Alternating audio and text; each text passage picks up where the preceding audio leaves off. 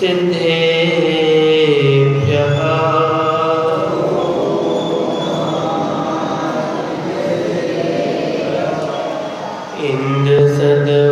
इंद्रसदवन्द्याणं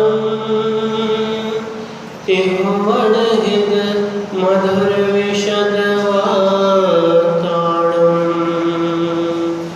अन्तातीतगुणाणं प्रणमोजिणाणं जिद्भवाणं प्रणमो हरिहन्ताणं नमो सिद्धाणं नमो आयर्याणं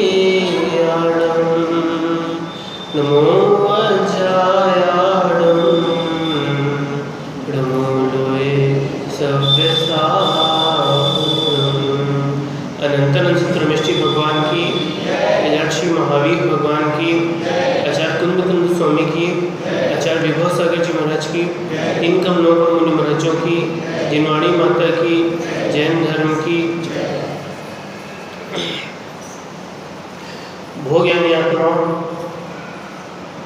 पर्यूषण के ये 10 दिन हमारे जीवन में पाप को नाशने वाले और पुण्य को करने वाले हैं। सारा जीवन राग द्वेष से बीत जाता है, मोह से बीतता है, पाप के अर्जन में बीतता है, लेकिन ये 10 दिन ऐसे आते हैं जिसमें पाप की जगह पुण्य का अर्जन होना चालू हो जाता है। इसका कारण ये है कि इन 10 दिनों में हम धर्म से जुड़ते हैं। जहाँ हमारा जुड़ाव धर्म से होगा वहाँ हमारे अंदर खुशियों की लहरें, आनंद की नदियाँ बहने लग जाएंगी, और जहाँ तक हम धर्म से दूर रहेंगे वहाँ हमारे अंदर दुख, खेद, क्लेश, ईर्ष्या, ये सारी चीज़ें जन्म लेंगी। जब तक धर्म है तब तक सुख है, तब तक शांति है, तब तक निर्बंध दशा है, और जहाँ धर्म का अभाव है वहाँ पर संसार है, और जहाँ संसार है वहाँ क्लेश, वहाँ चतुर्गति है, वहाँ परिभ्रमण है। पर्व के दिन कहते हैं, जो पाप को नाशने वाले हैं, नाश करने वाले हैं, वो पर्व है। इन 10 दिनों में न सिर्फ हमको 10 धर्म को उपदेश प्राप्त होता है, बल्कि हम भक्ति के माध्यम से भगवान से और ज़्यादा समीप से जुड़ते हैं। वैसे तो प्रतिदिन भी पूजा करते हैं, लेकिन 10 दिन जो विशेष तौर पर की जाती है वो एक अलग ही विशेष महत्व रखती है। भगवान की पूजा करना, आरती करना, गीत गाना, ये सारे की सारी क्रियाएं शुभ आश्रमों में कारण है, पुण्य को पैदा करने वाली है। जिनेंद्र देव, जिन्होंने 10 धर्म के मार्ग में चलकर स्वयं 10 धर्म रूप परिणत हो गए, जो स्वयं क्षमा की मूर्ति हैं, और जिन्होंने क्षमा के मार्ग पे चले और क्षमा रूप है, वो जिनेंद्र देव, जिन्होंने अपनी इंद्रियों को जीत लिया। वस्तु का जो स्वभाव है वो धर्म है। अपने स्वभाव से जब वस्तु हटती है तब वो धर्म से दूर हो जाती है। सोने में जब तक चमक है तब तक सोने का महत्व है। जहाँ सोना मैला हुआ, मलिन हुआ, अपनी चमक खो देगा, वहाँ फिर सोने को भी कोई सोना नहीं कहता। ऐसे ही हम सब जीव हैं तो परमात्मा स्वरूप, स्वयं केवल ज्ञान स्वरूपी हैं, लेकिन उसके बाद भी हमको कोई भगवान नहीं मानता। सूर्य यदि ढका हुआ हो बादलों से तो सूर्य का तेज कौन देख सकता है? लेकिन जब अमावस की रात होती है तब ये पता चलता है कि तारों में चमक कितनी है। दिन में तो तारे भी धुंधले हो जाते हैं, दिखाई नहीं देते। ऐसी काली अमावस की रात छाई है हमारे जीवन में कि कहाँ हमारा स्वभाव केवल ज्ञान जैसा, लेकिन हम अज्ञानी बने बैठे हैं। चतुर्गतियों के परिभ्रमण में न जाने कहाँ कहाँ भटके। ऐसी कौन सी गति है जो हमने प्राप्त नहीं की, ऐसी कौन सी पर्याय है जिसको हमने धारण नहीं की। हजारों साल तक पेड़ बन के खड़े रहे हैं, ऐसी भी पर्याय हमने बिताई है। मच्छर बन के काटा है, लोगों को खून पिया है, ऐसे भी पर्याय हमने धारण किए। समुद्र से जैसे रत्न मिलना दुर्लभ है, ऐसे ही इन अनंत पर्यायों में भटकते भटकते फिर मनुष्य का जन्म मिलना दुर्लभ है।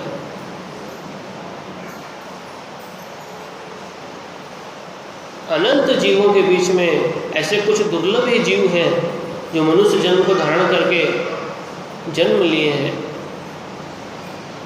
ये मनुष्य जिसमें सोचने की शक्ति, समझने की शक्ति, उस केवल ज्ञान को प्राप्त करने की शक्ति इस मनुष्य जन्म में है। स्वर्ग का देवता भी केवल ज्ञान प्राप्त नहीं कर सकता, स्वयं इंद्र भी केवल ज्ञान प्राप्त नहीं कर सकता, भले ही 1000 आंखों से भगवान को देख क्यों न ले, विक्रिया से कैसा भी शरीर क्यों न बना ले, लेकिन उसको बोलो कि केवल ज्ञान प्राप्त कर ले तो नहीं कर सकता, क्योंकि अपनी इंद्रियों को वश में करने की शक्ति यदि किसी के पास है तो वो मनुष्य के पास है। मनुष्य ही अपनी इंद्रियों को वश में कर सकता है और अपनी आत्मा को प्राप्त कर सकता है, अपनी आत्मा में लीन हो सकता है। वस्तु का जो स्वभाव है वो धर्म है, और वस्तु अपने स्वभाव से जब जब च्युत होती है तब तब वो दुखी हो जाती है। पर वस्तु को प्राप्त करना चाहता है प्रत्येक जीव, दौड़ता है, भागता है, कागज की नाव बना के समुद्र में तैरना चाहता है। बड़ी बड़ी नाव जहाँ समुद्र में डूब रही है वहाँ कागज की नाव से पार होना चाहते हैं, वो तो क्षण भर में टिक नहीं पाएगी। हम ये सोच रहे हैं कि इंद्रिय सुखों से सुखी हो जाएंगे, लेकिन इंद्रिय सुखों को हम कितना ही अपना बनाना चाहें, हमको अंत में निराशा ही हाथ में लगेगी, खेद ही हाथ में लगेगा। वस्तु मिल तो जाती है, लेकिन मिलने के बाद वैसा ही निराशा पैदा करती है। क्षणिक सुख होता है, क्षण भर का आनंद कल्पना मात्र है। जब तक वस्तु का सद्भाव है तब तक शांति है, लेकिन यदि नई इच्छा पैदा हो जाए तो वस्तु का सद्भाव भी दुख देने लगता है। किसी का मकान 3 मंजिल का है, सुखी है, बढ़िया, लेकिन पड़ोसी ने 4 मंजिल का मकान बना लिया, अब दुखी हो गए। दृष्टि बदल गई,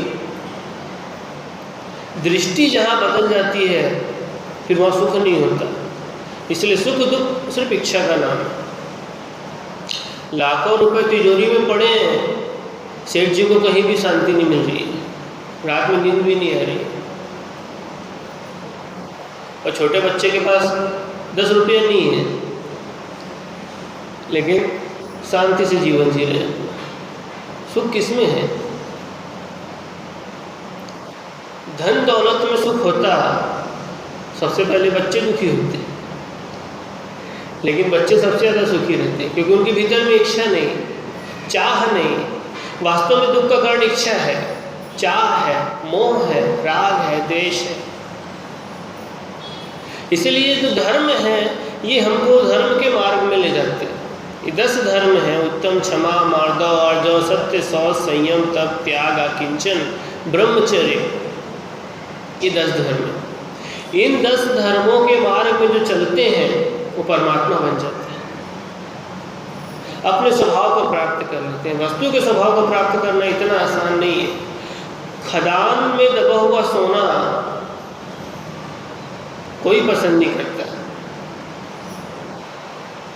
बोले हम कि भी आभूषण बना के पहन लो, तो कोई नहीं पहनेगा। बोले क्यों? अशुद्ध है, शुद्ध करके लाओ। शुद्ध करने की प्रक्रिया लंबी है, खदान से निकालना पड़ेगा, मिट्टी अलग करना पड़ेगा, 16 बार तपाना पड़ेगा अग्नि में, तब जाके सोना अपने शुद्ध रूप में सामने आएगा।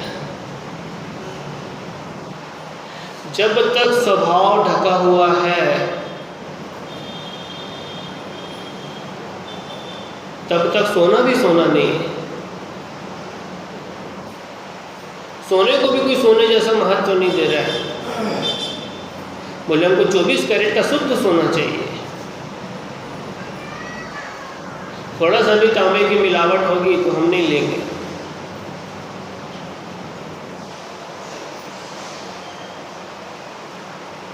केवल ज्ञान तब होता है जब संपूर्ण मोह खत्म हो जाए भीतर से।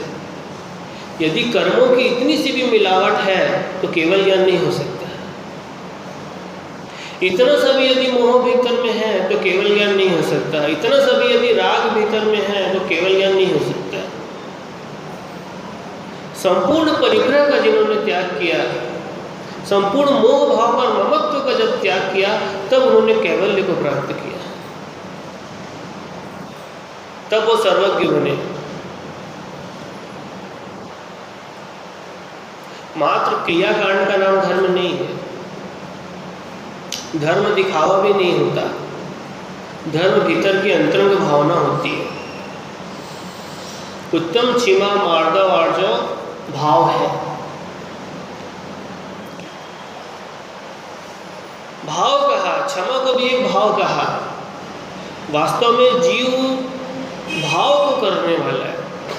भावों से ही कर्म बंधते हैं। अच्छे भाव करेंगे तो पुण्य का बंध होता है, बुरे भाव करेंगे पाप का बंध होता है। और अच्छे और बुरे दोनों से परे शुद्ध भाव करें तो कैवल्य पैदा होता है। क्षमा का भाव, क्षमा का भाव तब भीतर में आता है जब क्रोध के भाव को जीत लिया जाए।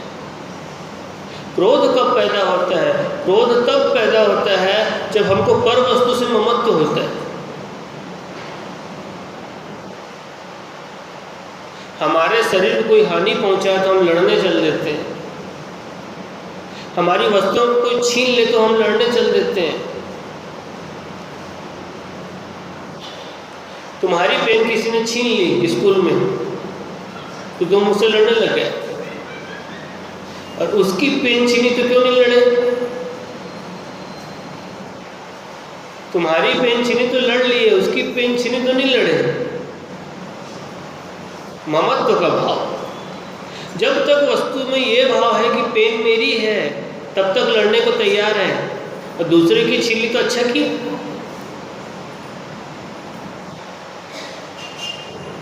दूसरों की हानि को देख करके सब प्रसन्न होते हैं,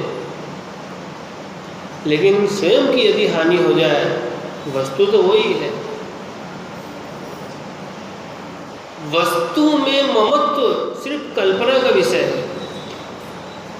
वस्तु स्वयं सुख दुख रूप नहीं है।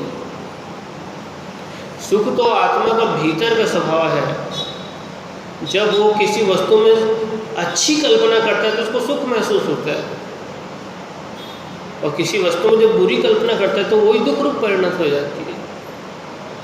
मकान तो 3 मंजिल का ही है, लेकिन जब पड़ोसी 2 मंजिला था तो सुख दे रहा था, और पड़ोसी जब 4 मंजिल का हो गया तो वही मकान दुख देने लग गया। सुख दुख सिर्फ मन की कल्पना मात्र है। पर वस्तु में सुख की प्राप्ति मात्र मन की कल्पना है। सुख भीतर में है। भगवान को देखो, नासा दृष्टि में उनके सामने आरती कर रहे हैं, उनके सामने पूजा कर रहे हैं, लेकिन उनकी दृष्टि अपनी आत्मा से कभी बाहर नहीं जाती। उनकी आरती भी तब तक हो रही जब तक वो भीतर में देख रहे हैं। अगर वो बाहर देखना चालू कर देंगे तो उनकी आरती होना भी बंद हो जाएगी, क्योंकि उनके अंदर जो वीतरागता जो गुण है उसी की तो पूजा हो रही है। और जो वीतरागता गुण था, उस गुण के कारण तो उनको सर्वज्ञ बने हैं। उनके अंदर केवल ज्ञान पैदा हुआ है। बिना मोह को जीते केवल ज्ञान नहीं हो सकता। हजारों उनके सामने आ रहे हैं, प्रतिदिन आ रहे हैं, लेकिन वो कभी अपनी दृष्टि अपने भीतर से नहीं हिलाते, क्योंकि वो जानते हैं कि सुख बाहर नहीं, भीतर में जो आरती उतार रहे हैं वो गाली भी दे सकते हैं, जो फूलों की माला पहना रहे हैं वो कुछ भी कर सकते हैं। मतलब की भक्ति कल्याण नहीं कर सकती। भक्ति भी तभी कल्याणकारी है जब वो निस्वार्थ होती है, जब उसमें कोई अपेक्षा नहीं होती, तब भक्ति तारती है, तब भक्ति मोक्ष ले जाती है। लेकिन जब हम भक्ति करते करते उसमें चाह को पैदा कर लें तो फिर वो कल्याण नहीं कर सकता। भक्ति एक जुड़ाव है, भगवान से जुड़ने का एक मौका है, लेकिन भक्ति यदि दिखावा हो तो वो जोड़ती नहीं है बल्कि तोड़ देती है।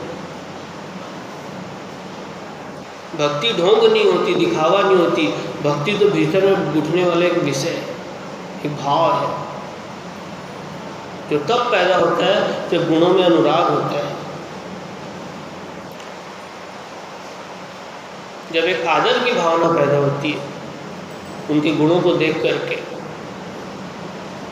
वो गुण उनके भीतर में है, उन्होंने उस 10 धर्मों को अपने भीतर में लाया, उनको सार्थक किया, परीक्षाओं में पास हुए। जब पारसनाथ भगवान के ऊपर कमठ ने उपसर्ग किया, ओले बरसाया, पत्थर बरसाया, पानी गिराया, बिजली चमकाई, लेकिन वो भगवान अपने ध्यान से हटे नहीं, और नतीजा ये निकला कि स्वर्ग के देवता भी उनका धर्मेंद्र पद्मावती बन करके आ गए। केवल ज्ञान उनको प्रकट हुआ, क्षमा को उन्होंने भीतर में धारण किया। क्रोध करने से स्वयं की भी हानि है और दूसरों की भी हानि है। पत्थर पे जो लात मार रहा है उसको स्वयं लात में लग जाती है। साधु तपस्या इसलिए नहीं करते कि क्रोध करें, क्रोध करने के लिए साधु शक्तियां इकट्ठा नहीं करते। साधु की साधना करने का उद्देश्य मोक्ष जाना है, कर्म बंधन से मुक्त हो जाना, ये साधु का उद्देश्य है। अगर साधु क्रोध करे तो अपनी साधना का फल नष्ट करता है।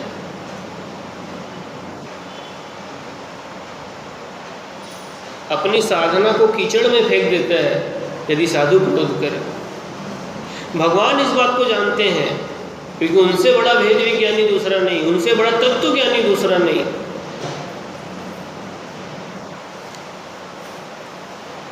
कमठ का उपसर्ग हो रहा है लेकिन भगवान ने कोई प्रतिक्रिया नहीं की, क्योंकि क्रोध भी तब है जब ममत्व है।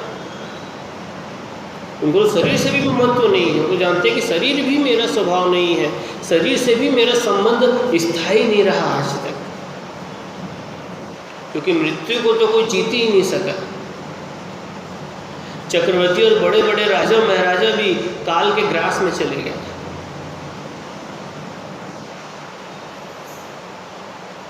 जब काल रूपी सिंह सामने आता है तो बेचारे चेतन रूपी मृग को कोई नहीं बचा पाता।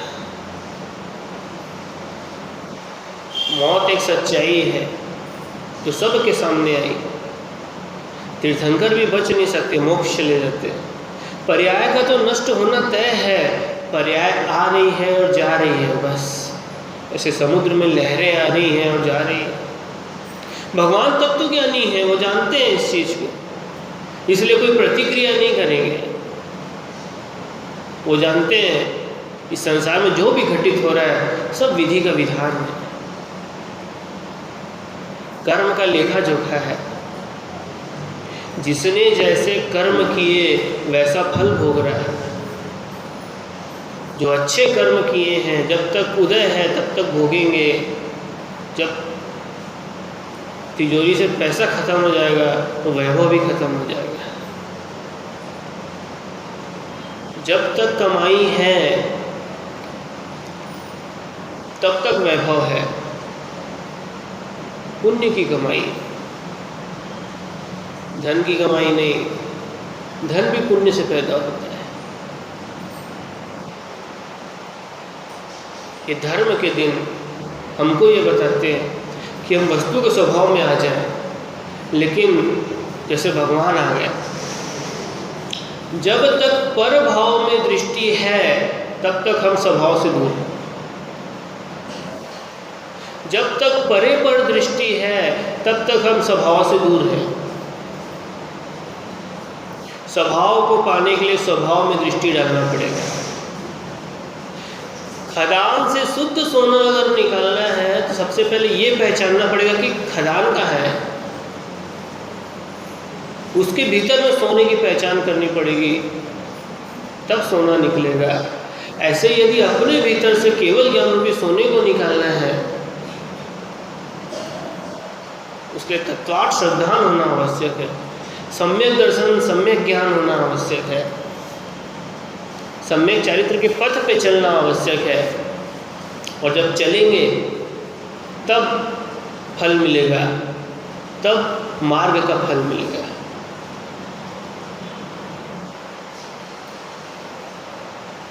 इसलिए ये पर्युषण के दिन हमारी आत्मा को पवित्र करने वाले, धर्म रूपी अमृत को हमारे कानों में डालने वाले, हमारे भावों में जो कलुषता है उसको हटाने वाले। सूरज के निकलते जैसे अंधकार नष्ट हो जाता है, ऐसे ही ये पर्युषण के दिन जब आते हैं तब हमारे भीतर से पाप रूपी भावों का नाश हो जाता है। स्वभाव की प्राप्ति के लिए कषायों को जीतना होगा। क्रोध एक कषाय है जो कलुषित करती है, जो सर्वनाश करती है वो क्रोध है, और जो कल्याण करता है वो क्षमा है। झगड़ा तो रोज हो सकता है, किसी न किसी से हो सकता है, और ये तो आदत बन गई है, और बिना कारण के भी झगड़े होते हैं। कोई कारण नहीं है फिर भी होते हैं, आदतन होते हैं कि बोले आज झगड़ा नहीं किया किसी से, तो कारण तलाशने लगते हैं कैसे झगड़ा करें।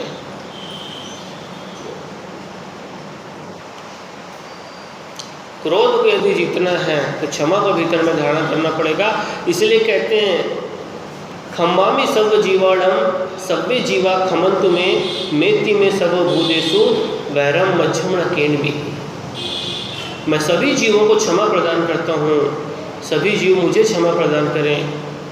मेरा सभी के प्रति मैत्री भाव है, मेरा किसी के भी प्रति बैर भाव नहीं है।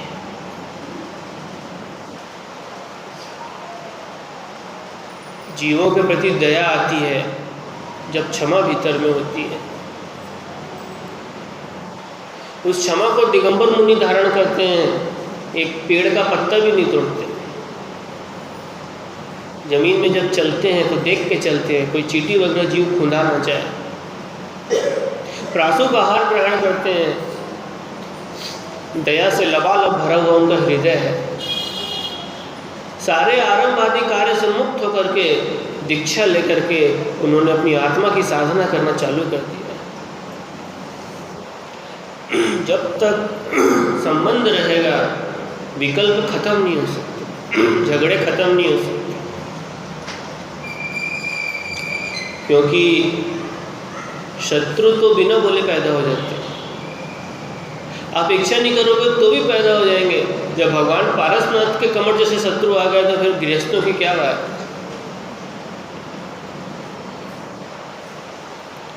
कर्म का जब उदय आता है तो धर्मात्मा के भी शत्रु पैदा हो जाते हैं। जिनके पास एक धागा नहीं है, जिनके पास एक धागा नहीं है, जो भगवान है, तीर्थंकर है, पारसनाथ है, उनका भी शत्रु पैदा हो गया कमठ। उनसे कुछ छीनने के लिए नहीं है कि भाई कोई किसी का अनिष्ट इसलिए करना चाहे कि उसके पास धन दौलत रुपया पैसा हो कि चलो छीन के ले जाए, लेकिन जिनके पास कुछ है ही नहीं उनका भी शत्रु। तो जब उनका भी शत्रु पैदा हो गया तो फिर बाकी लोगों की क्या कथा, क्या कहानी। कर्म सबसे बड़ा शत्रु है जो हमारी आत्मा में बैठा है, और उस कर्म को करने वाले भी हम थे। भगवान के भी जब कर्म को उदय आया तो कमठ शत्रु बन के पैदा हो गया। हम जो दिनचर्या में रोज जो हिंसा करते हैं, पाप करते हैं, इस पाप को यदि हम धोएंगे नहीं तो वो कर्म बिल्कुल कमठ जैसा उदय में आएगा। हम रोज खाना बना रहे हैं, झाड़ू लगा रहे हैं, पानी डोल रहे हैं, कितने जीवों पर घात होता है। पैदल चल रहे हैं, गाड़ी चला रहे हैं, 2 व्हीलर चला रहे हैं, 4 व्हीलर चला रहे हैं, कितने सारे जीवों पर घात होता है। इसलिए प्रतिक्रमण का विधान, प्रतिक्रमण में क्या है? प्रतिक्रमण में क्षमा, क्षमा मांगना और क्षमा करना, ये दोनों आना चाहिए। भगवान ने क्षमा की, लेकिन हमको क्षमा मांगना चाहिए, क्योंकि हम रोज किसी न किसी जीव का अपराध कर रहे हैं। हम अपने आप को बहुत शुद्ध समझते हैं, तपस्वी समझते हैं, लेकिन जाने अनजाने भी हमसे पाप होते ही रहते हैं। जैसे पड़ा हुआ सफ़ेद कपड़ा मलिन हो जाता है, ऐसे ही गृहस्थ भी पाप से नहीं बच सकता। उसको काम काज में, व्यापार में, गृहस्थी में, इन सब चीज़ों में आरंभ हिंसा लगे ही रहती है।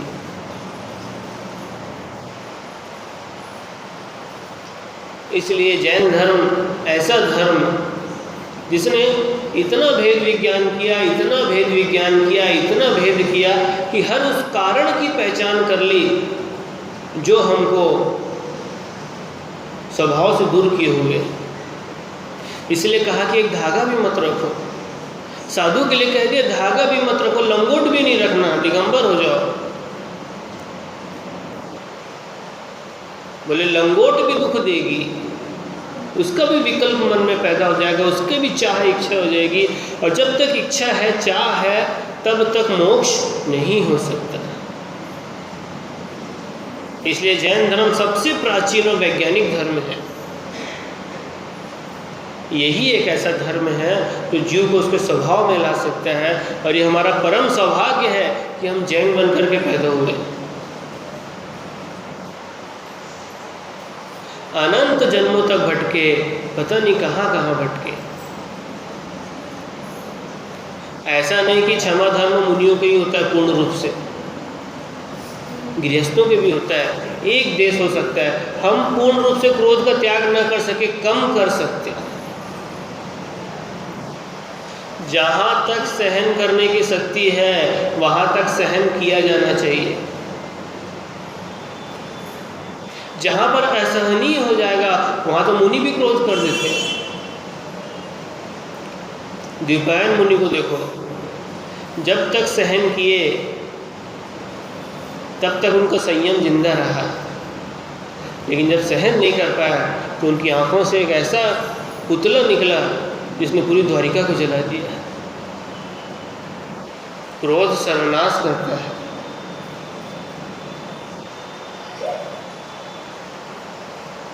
जब तक सहन कर सके करना चाहिए, क्षमा के द्वारा, शांत भावों के द्वारा। मेरी पेन ही तो छीनी है, पूरा कंपास तो नहीं छीना। अच्छा सोचना होगा, ऊपर का सोचना होगा, सोच बदलनी होगी, दृष्टि बदलनी होगी, तभी बच पाएंगे। थप्पड़ी तो मारा है, जान तो नहीं ले ली ना। अच्छा सोचना होगा, और जब अच्छा सोचेंगे तभी हम धर्म को अपने भीतर में धारण करेंगे, क्योंकि धर्म तो अच्छा सोचने का नाम ही है। धर्म तो हमारे भीतर का स्वभाव है। धर्म जिसके भीतर में होता है आनंद की लहरें, आनंद की नदियाँ उसके भीतर में बहती हैं। और धर्म जिसके भीतर में नहीं, वो तो एक जलता हुआ अंगारा है, एक भभकती हुई सिगड़ी है जिसमें मात्र राखड़ ही बचती है।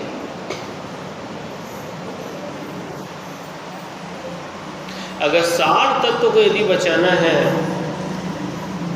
तो ये आवश्यक है कि हम अपने भीतर में क्षमा को धारण करके रखें, धर्म को धारण करके रखें।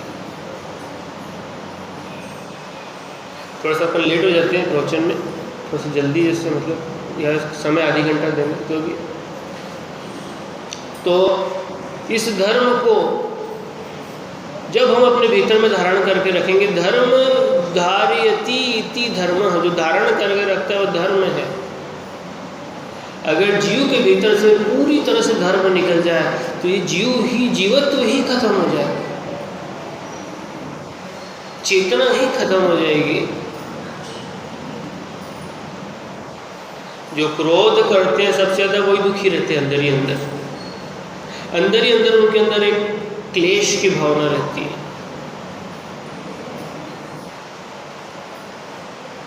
क्रोध करके भूल जाना चाहिए। बच्चों को देखो, सुबह लड़ते हैं, शाम को फिर मिल जाते हैं। बच्चों का हृदय इतना सरल होता है, इनका मन इतना मृदु होता है कि सुबह किसी को थप्पड़ मार देंगे और शाम को फिर गले लगाए क्रिकेट खेलेंगे। ऐसा सरल हृदय बच्चों जैसा होना चाहिए। और जब बच्चों जैसा सरल हृदय रहेगा तो फिर किसी से बैर नहीं हो सकता। लेकिन जैसे जैसे उम्र बढ़ती है, कैसा हृदय कलुषित हो जाता है। एक गाली क्या दे दी, सालों तक याद रखते हैं। बैर नहीं रखना है। बैर महादुखदाई है। बैर न बैर मिटाता है। बैर कमठ का बैर था भगवान के प्रति, इसलिए उसने एक साधु तपस्वी के ऊपर भी क्रोध कर दिया। अहंकार था उसके अंदर, बदला लेने की भावना थी। ये क्रोध और बैर जब रहता है तब बदला लेने की भावना होती है। लेकिन जब भीतर से ये कषाय निकल जाती है तो फिर बदला लेने की भावना नहीं होती, फिर तो बैरी का भी कल्याण हो जाता है। भगवान को केवल ज्ञान हुआ और कमठ को भी सम्यक दर्शन हो गया। वो भी सिर झुक के आके बैठ गया, अपनी गलती मान लिया, पश्चाताप से आंखों से आंसू निकलने लग गए। जब तक पश्चाताप की भावना नहीं आएगी तब तक धर्म का प्रवेश नहीं हो सकता। क्षमा से ही धर्म की शुरुआत है। जब तक हम क्षमा नहीं मांगेंगे एक एक आदमी से, चाहे बच्चा हो या बूढ़ा हो, एक एक जीव से क्षमा मांगना होगा। खम्मामि सर्व जीवाणम सर्वे जीवा खमंतु में। जब तक आयु रूपी दीपक बुझता नहीं है तब तक अपने मन को पवित्र कर लो। यम का दूध देखा आपने कभी? यम का दूध,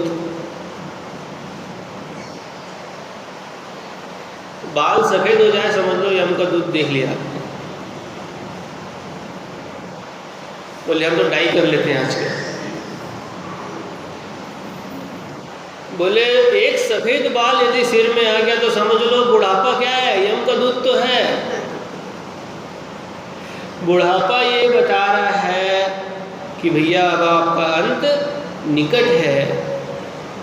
आपकी जो मेन आयु थी, जो मेन जो आपकी जिंदगी था वो चला गया है। अब तो जो बची कुची जो जीवन है वो बचा है। अपने भावों को निर्मल कर लो, किसी से बैर न रहे, सारा संसार मित्र बन जाए। सत्वेषु मैत्रीम गुणेषु प्रमोदम। प्रेम भाव हो सब जीवों से, गुणी जनों में हर्ष प्रभु। शत्रु से भी बैर नहीं रहता जिसका, स्वर्ग की लक्ष्मी स्वयं उसकी प्रतीक्षा करती है। मृत्यु भी उसको डरावनी नहीं लगती जिसका किसी से बैर नहीं होता। मृत्यु को भी सहज स्वीकार करता है। हाँ, समाधि मरण कर लेता है। जब भीतर में धर्म होता है तब समाधि मरण की ओर बुद्धि जाती है, लेकिन भीतर में यदि कषाय भरी हो तो समाधि के भाव भी नहीं हो सकते। कषाय कलुषित करती है, पीड़ित करती है, दुखी करती है। भेद विज्ञान करना होगा। तत्व ज्ञान की परम छैनी से, परम पैनी सुबुध छैनी डारी अंतर भेद दिया। उस तत्व ज्ञान की छैनी से भेद विज्ञान करना पड़ेगा। आत्मा अलग है, शरीर अलग है। किस शरीर से मोह करके बैठा हूं मैं आज तक, जो शरीर आज तक किसी का नहीं हुआ। कामदेव जैसे सुंदर पुरुष को भी कोढ़ होते देखा है। कौन सा चक्रवर्ती था? सनत कुमार चक्रवर्ती। कामदेव भी थे, चक्रवर्ती भी थे, इतने सुंदर कि स्वर्ग के देवता लोग भी उनके सामने अपने आप को कम समझते थे। इतना सुंदर, कोढ़ हो गया शरीर में, कुष्ठ रोग हो गया। कामदेव जैसा सुंदर व्यक्ति भी अपनी सुंदरता खो देता है। इस संसार में नित्य कुछ भी नहीं है, स्थिर कुछ भी नहीं है, सब कुछ नश्वर है। आकाश में छाए हुए बादलों जैसे, बिजली के चमकने जैसे, जल के बुलबुले जैसे, शाश्वत कुछ भी नहीं है, सब कुछ मिट जाने वाला। तब फिर बैर क्यों? आज तक कितने हमारे मित्र बने, कितने शत्रु बने, ये भी हम नहीं जानते। इतने जन्म धारण किए, न जाने कितने नातेदार थे हमारे। किस वस्तु के लिए क्रोध कर रहे हैं? ना तो हमारी कार हमारी है, ना हमारे बंगले हमारे हैं, ना हमारी गाड़ियाँ हमारी हैं, न तिजोरी में रखा हुआ धन हमारा है। कितना ही भोग लो तृप्ति नहीं होती, और कितने ही जमा कर लो भोग नहीं सकते।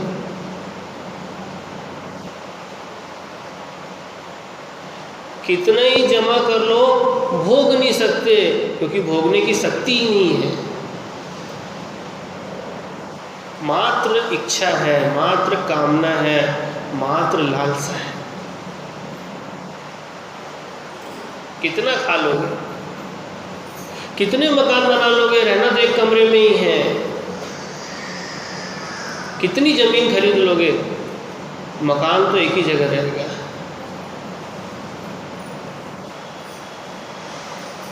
अपने जीवन काल में लोग जितना धन कमाते हैं उसको भोग भी नहीं पाते, उनके बच्चे भी नहीं भोग पाते। बस जिसने त्याग किया वो तर गया। तीर्थंकर चक्रवर्ती होने के बाद भी सब कुछ त्याग करते हैं, क्योंकि वो जानते हैं त्याग किए बिना मार्ग नहीं मिल सकता, मुक्ति नहीं मिल सकती। ये जैन धर्म त्याग का मार्ग है। त्याग से ही इस धर्म की प्रतिष्ठा है, इस धर्म का महत्व है। अगर इस धर्म से त्याग को हटा दे तो इस धर्म में कुछ बचेगा ही नहीं।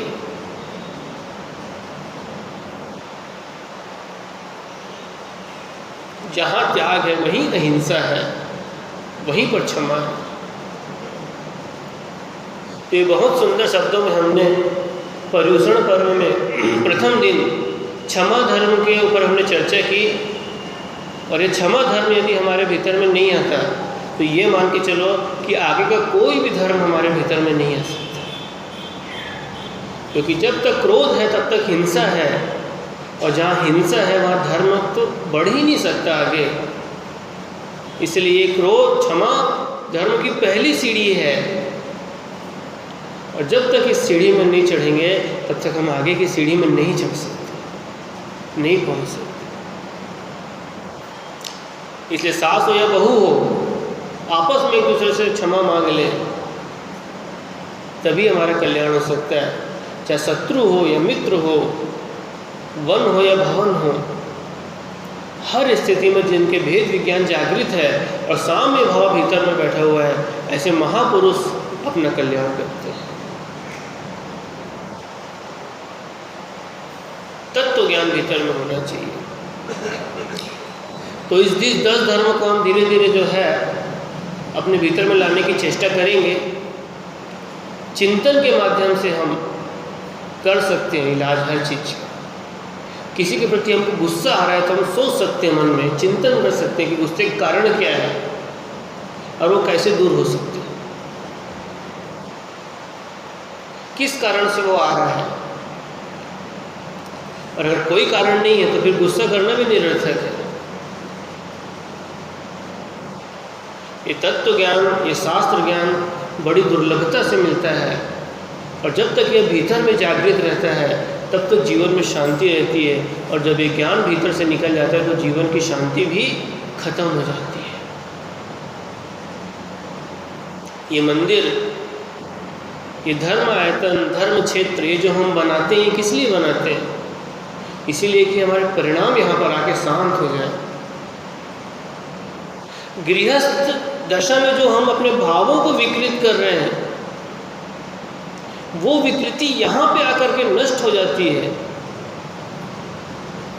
क्योंकि हम उन परमात्मा की शरण में आते हैं जिन्होंने अपने सारे दोषों को नष्ट कर लिया, जिनकी मुद्रा परम शांत है।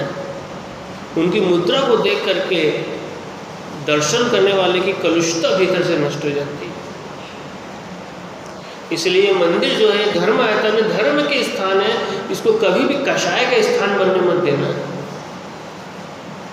लड़ाई झगड़े का स्थान मत बनने देना। तो जितना पुण्य नहीं होगा उससे कई गुना पाप बंद हो जाएगा।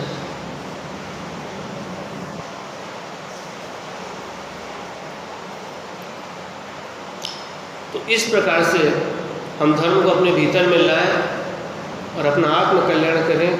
इसी भावना के साथ बोलो महावीर भगवान की जीववाणी